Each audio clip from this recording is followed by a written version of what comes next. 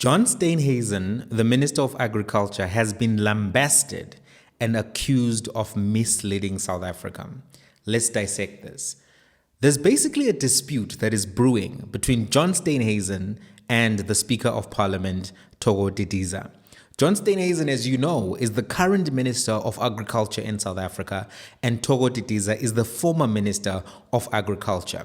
She has accused him of lying, of misleading South Africa, of not actually communicating with her, getting information that he needed, and actually of not keeping South Africa abreast of the reality of some of the allegations that he has made.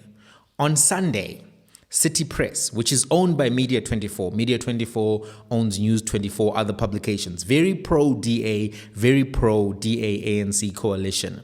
They reported that John Steenhuisen had uncovered 500 million in corruption, 500 million rands in corruption in his department. According to the report, this is what they said. They said, the Minister of Agriculture, John Steenhuisen, has already uncovered a scandal in which 500 million rands allocated to the Onderstepoort Biological Products, OBP, a state-owned animal vaccine manufacturer, which cannot be accounted for. So the report went on to say that speaking to City Press about his plans to help the economy recover and stabilize the DA-ANC coalition, John Steenhuisen said the following. The previous administration was given a grant from government to revamp a facility, a very important facility because it produces many of the vaccines that are needed for animal health in the country. The large amount went missing and is unaccounted for. John Steenhuisen said, I intend to reintroduce a forensic audit to get to the bottom of where the money went and how it was spent.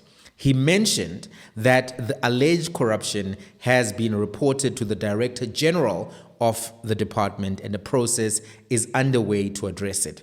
John Steenhuisen also said, the Auditor General has flagged some issues around management, value for money, and record keeping. I'll be reviewing the Auditor General's report and using it as a basis to ensure that controls are put in place to address issues around fruitless and wasteful expenditure, as well as poor record keeping.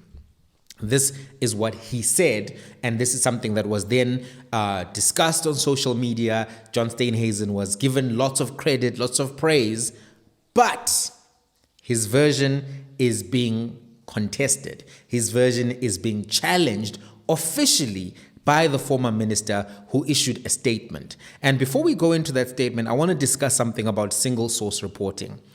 The media should be careful, journalists should be careful not to just become amplifiers for the versions that are given by politicians. They need to independently verify anything that politicians say, especially when those things pertain to large amounts of money, especially when those things pertain to allegations of corruption. So for instance, if a government official tells you, I have done ABC, or I have discovered ABC, you then need to go and find other sources which can corroborate this. This is known as journalism.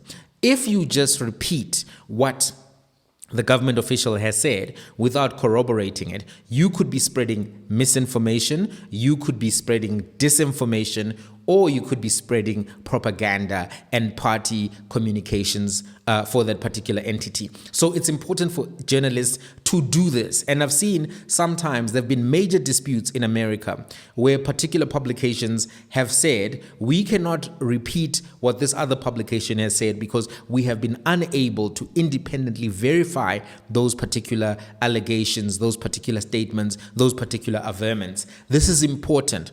From the reporting of the News 24, this was one of their lead stories on the weekend in the City Press. It does not seem as if other sources were interviewed. It does not even seem as if they reached out to the former minister for a comment. And this, I think, shows that this article did not meet the standard of journalistic quality that it needed to meet. But there's a counter statement that has been made now by the former minister, and this is what she has said. The former minister Thoko Didiza writes to Minister Steenhuisen on the 500 million allocated to OBP. Former Minister Thoko Didiza has written to Minister John Steenhuisen on the matter of the 500 million rands scandal, clarifying how during her tenure this matter was dealt with by the board of OBP and the management, as well as the Portfolio Committee on Agriculture, Land Reform and Rural Development. Details of this matter will be found in the annual reports of OBP, including the audit report. A forensic report on the utilization of some of the funds was done, and it enabled the OBP to take some of the concerns of the subcontracting to the Special Investigative Unit. Former Minister Didiza urges Minister Steenhuisen to be circumspect. You know, this is political speech for be careful, hey when, basop. That's what she's saying. It says, former Minister Thoko Didiza urges Minister Steenhuisen to be circumspect, be careful, watch out about the matters he communicates on the media, as these will have unintended and disastrous consequences for the department and its entities. Oh, those are strong words. Politicians sometimes, they can't just say futak. They have to find ways, to talk to you in a diplomatic tone with still the gravitas that is required, but at the same time, really saying that you are not saying anything valuable or contributing. One of the words I've seen used sometimes is the word paucity. Paucity. It's a nice word. Paucity. Goes off the tongue. Wow, paucity. So a politician could say, for example, there's a paucity of truth in the statements that have been made by my learned colleague. Wow, paucity of truth.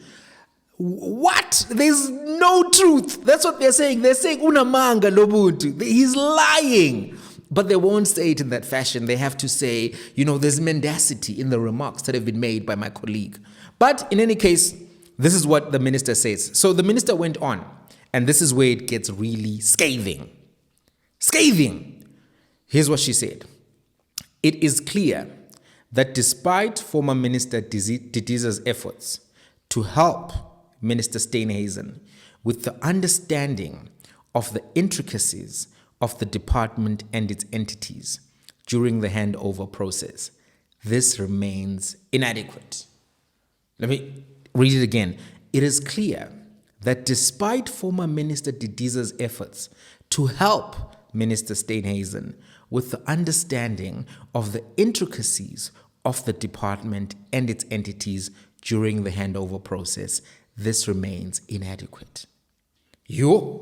She's calling him a slow learner to his face, to the South African public. She is saying, are you remedial or what?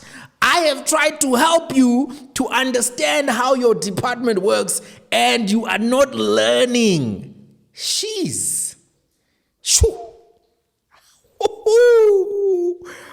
I don't know if there's also there like a little sub-tweet like that, hey, we all know your education level, you are not keeping up with this complex department with your basic matric.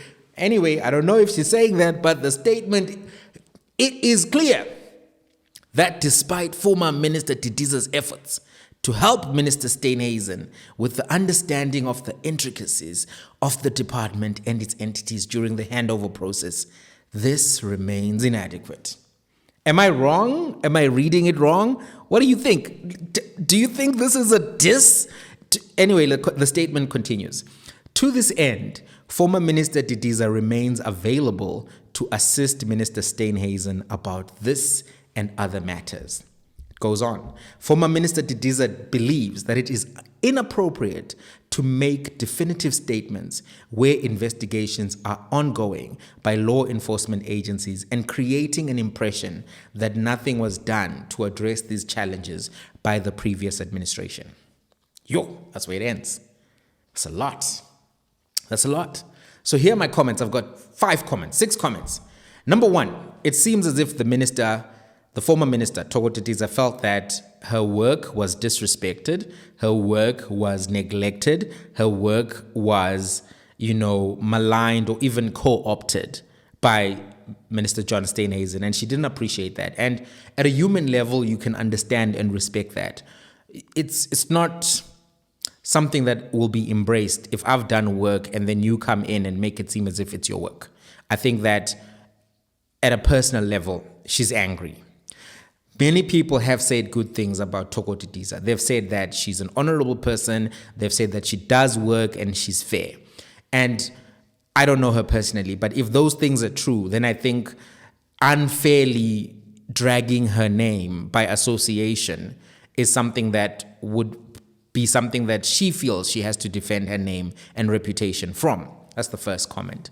Number two, it seems that John Steenhuisen himself felt that his other DA ministers were outshining him. We saw Dean McPherson get credit for firstly saying that there's not going to be upgrades, there's not going to be new furniture for ministers, for MPs. He's shutting down any gravy train that was happening there. Then he uncovered 300 million that had been looted from his department, and the Deputy Minister, Sihle Zikalala, who was the former minister, agreed that these issues had actually happened. Dean McPherson gets onto the scoreboard. We also saw the Minister of Home Affairs, Leon Schreiber, getting lots of credit for how his department has been dealing with the backlogs, how his department went into the investigation into Adenchina's case and actually discovered that someone's identity had been stolen. They moved really quickly and were transparent and open with the South African public, letting them into that discussion, letting them into that story.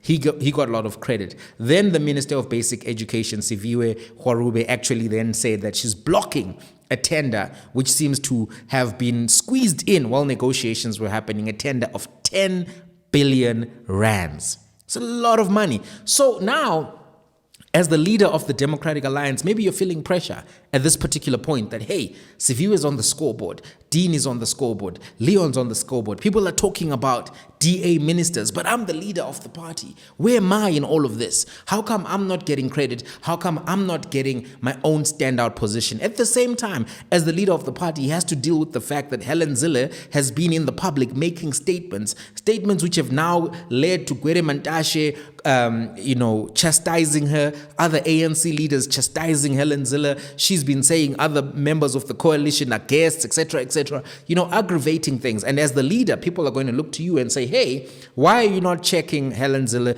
Why are you not keeping her in line? If you're in charge, if you are running the show in the DA, why is it that her voice seems to be bigger than yours in the national discourse about issues pertaining to your own organization? So maybe there was some pressure, and maybe he felt that he needs to do something to also get onto the scoreboard, get that recognition, get some of that admiration and applause from the South African public about catching the corrupt ANC doing something. I think that's part of what has led to this. My third point is that it seems though that he did not do due diligence on this matter, and that effectively he was trying to claim other people's work. If this issue has already gone to the SIU, it means that the investigations are at an advanced stage. They didn't happen between, the 30th of May and now, right? They have not been materially affected by anything that has happened in the present term. So for you to then come and say you've discovered 500 million, etc., corruption, when this issue has already been dealt with, I think is a bit misleading. And I think Thoko Didiza is correct to say, hey, what are you doing? This is actually my work. I've been working on this. We've been working on this. Various entities have been working on this, and the money seems to have been abused or stolen by subcontractors, and they're trying to get to the bottom of it. I will say, however, that we should have been told. 500 million is not supposed to go missing and nobody is told. That's my third point. It's very concerning that 500 million can go unaccounted for. That's a significant amount of money. If this company is supposed to be making vaccines for animals, etc., agriculture is a critical part of the economy. You can't lose that money. And I think that the failure to discuss this money being missing may have been parts of the ANC trying to protect their image going into an election, worried that this will be another thing that will be used against them in the court of public opinion and lead to more electoral losses. Be that as it may, even if you are looking into it, even if you have integrity, you have to tell the public about everything. It cannot be the fact that we are finding out about all of these monies after the fact, after other ministers come into office and then all of a sudden, it's like, no, I knew, I did this, I did that. That should have been front page news, and it was not front page news. 500 million is a lot of money. It's a significant amount of money. So I think that's something that has to be said. My fifth point is that I don't know if this is the right fight for Minister John Steenhuisen to pick. He occupies various roles. He's the minister in the DA-ANC coalition, but is also the leader of the Democratic Alliance. And Thoko Didiza she's not a backbencher in Parliament. She's not a backbencher in the ANC. She's the Speaker of the National Assembly. She's the Speaker of Parliament. Speaker is not an insignificant figure. And picking a fight with her may not be the best strategy for the leader of the second largest party in the DA and ANC coalition. I mean, now, how does that affect your relationships within the coalition on the parliamentary benches? How will that affect how much latitude your members are given when they maybe speak over time or violate parliamentary rules? In general, there are certain people whose side you want to be on the right side of, and the Speaker of Parliament, I think, is one of the people that it is unstrategic to aggravate that person and that office. My opinion, I don't know what you think, but I think there's an issue there. My sixth point is that the lack of communication between the ministers and their predecessors is also worrying. It shows to me that there are still some issues with the relationships of the partner organizations in this cabinet. Because if John Steenhuisen genuinely did not speak to Thoko Didiza or genuinely did not keep the channels of communication open to the point where he would have received clarification about any of his concerns behind the scenes, this shows me that there's still tension, there's still some unease, and I think we should all be paying attention to that, because in as much as everyone is still trying to push the romance of this DA and ANC coalition, the markets did prefer it. It was something that eventually has become the reality.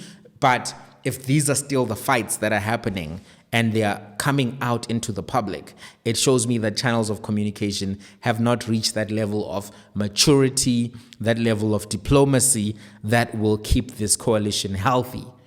This relationship is still very early for these people to be arguing on social media and through mainstream media in the way that they are arguing. I think that shows that there's some cracks here, and I don't know if they can be fixed or if these are deep, deep wounds. We'll have to see. Time will have to tell. Even today, I saw a story about Fikile Mbalula talking about various issues pertaining to the DA. I just did a story the other day about comments that were made by Aaron Motsoaledi about the NHI and the DA and his position in this whole debate. And it shows, I think, that as the ANC now is trying to push forward with some of its agenda, they are now bumping into the contradictions of this particular coalition and the deal that they made to stay in power. But as things stand, this issue of 500 million is very contested, and we'll have to see how they resolve it. I don't know. What do you think? Who do you think is right? Do you think Thoko Didiza is right? Do you think John Steenhuisen is right? Even if maybe he kind of copied the homework a little bit, do you think he was still right to tell South Africa about this and let them know what has been happening in his department? Let's have a conversation. If you haven't subscribed to the channel, subscribe. It's free. Today, tomorrow, for the whole year. Press that thing, that subscribe thing. Then there's a little bell. You press the bell as well. You get notifications when the next episode comes out. It's been a pleasure. This has been The Dissection. Till the next one.